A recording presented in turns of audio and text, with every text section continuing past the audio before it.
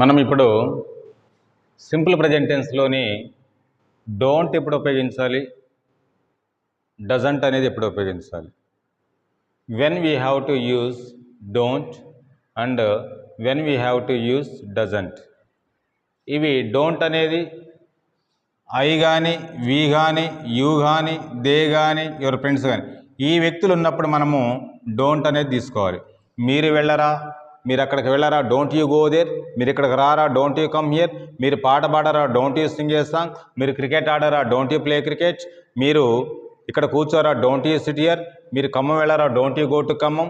మీరు బస్సులో వెళ్ళరా, don't you go by bus. ఈ విధంగా డోంట్ అనేది మనము ఐ కానీ, వి కానీ, యూ కానీ, దే కానీ, యువర్ ఫ్రెండ్స్ కానీ ఉన్నప్పుడు మీరు వెళ్ళరా, లేదా వారు వెళ్ళరా, లేదా మేము వెళ్ళమా అని అన్నప్పుడు డోంట్ అనేది తీసుకోవాలి.